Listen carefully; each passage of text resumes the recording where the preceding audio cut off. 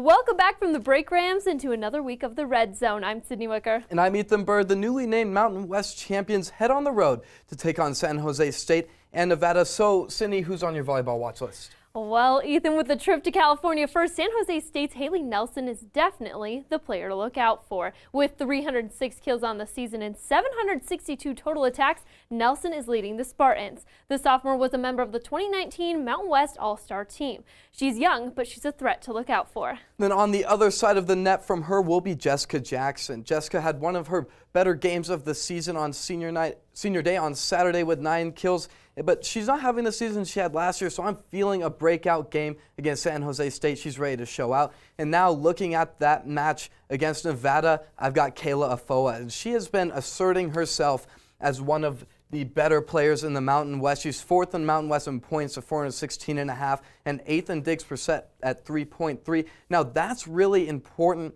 because she's an outside hitter. And when you're an outside hitter whose main responsibility is offense is playing that much defense, she's a good player. And she had 9 kills in their last match against CSU, so the Rams will have to slow her down.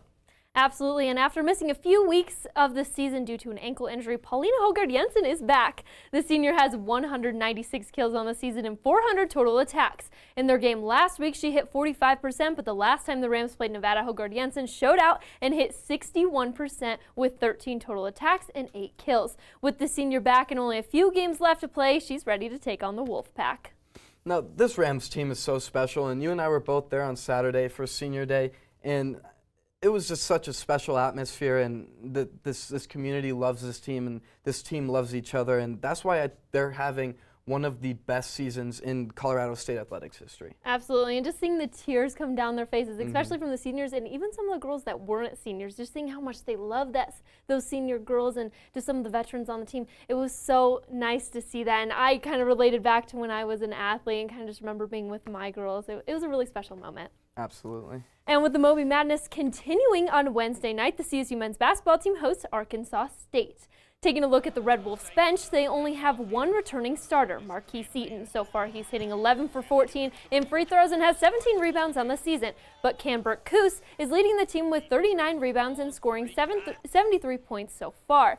The Red Wolves are 4-1 on the season, but the Rams have an all-time series lead on Arkansas State in all 3 of their meetings. And for the Rams, they have to continue to be tenacious. The young talent has to keep trending in the right direction, and they need to keep up their new mantra and be cockroaches. And the play that will ensure their survival is a good old-fashioned pick and roll. I got one right here. CSU center Nico Carvacho will come up here and set the high pick for Hiron Edwards, and he's going to drive and pull both defenders, leaving Nico undefended. He's going to drive further into the basket and just dish it to Nico here for the easy layup. Now, if a team is able to effectively and efficiently run the pick and roll, they're going to score a lot of high efficiency, high percentage shots, and that's how you beat other teams. And it doesn't really matter who the big is, but here the big is Nico Carvacho. He's very skilled, he's very experienced, and he can pass the ball. Think Nikola Jokic and the Nuggets. They run the pick and roll more than anybody else, and that's how they score points, and that's how they win games. And the Nuggets can do that with Nico. Yeah, absolutely. And just seeing that happen for CSU, it was nice to see them bounce back because they weren't doing too well in that game at first, but they were able to turn that mindset around and come back out. This Rams team is looking hot. Absolutely. I think they can keep it pushing throughout the season. And a couple weeks ago, I introduced Bigger Than Sports, and Sydney and I figured in the spirit of Thanksgiving that I guess we would be nice to each other tonight and be thankful for what sports can do. Absolutely, and last week Michigan State guard Cassius Winston lost his brother Zachary Winston. Many fans, teams, and students reached out to share their condolences.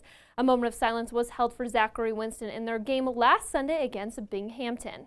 Cassius wanted to share his thanks for all the support he has received so far. Thank you all. Thank all the Spartan Nation. It's been a really tough time for me and my family. So just all the support, all the love, all the flowers.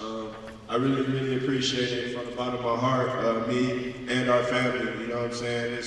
There's no better place than this, and how you guys just showed how much you care. My teammates, my coaches, everyone in this building, man. I really appreciate it from the bottom of my heart. I lost a piece of my heart, but you guys you keep me going. So I love everything about this place, and I really appreciate you guys. So thank you. Gosh, to go through this loss in the prime of your season, it's so hard to see that for his family. But Tom Izzo, just seeing him tear up even right there and in the video before, I think it just shows you how big sports are and just how impactful they really are. Well, and I think it's so easy to forget, and something that you have to remember is that these guys are our age, and they're just as human as we are, and they're on a bigger stage than I could ever imagine. And sometimes sports transcend that, and it shows that we're all human and that we can connect on something deeper, and we can all come together to support each other and support someone else who has gone through something that is completely I can't even imagine. But it's so special how the community, fans, people who have never even met him have supported him and helped him through this process. Absolutely. You know, I'm always a Michigan fan, so seeing this happen for the Sparties, it kind of it still hit me. And that's when you put the rivalry away and you're just like, you enjoy the moment of sports and you enjoy the fact that this can bring us all together. Absolutely. And as we go into this Thanksgiving season, it's just important to remember to, love on the people around you and be thankful for the people that you've been given in your life. Absolutely. Well, Rams, that is all that we have time for this week. We will be gone next week, but we will return on Tuesday, December 3rd for our final show of the semester. So sad. And to stay updated on all things CSU sports, be sure to follow us on Twitter and Instagram at sports_CTV. I'm Ethan Bird. And I'm Sydney Wicker. Tune back in tomorrow for Laced Up, where Jessica Mendoza, Rachel Hallam, and Hannah Drysdale are back, and they're talking about the football scholarship the Tampa Bay Buccaneers just opened up for girls. And they also share a story on a local high school girl who made history on her football team. You don't want to miss it. Until next week, have a great night, Rams.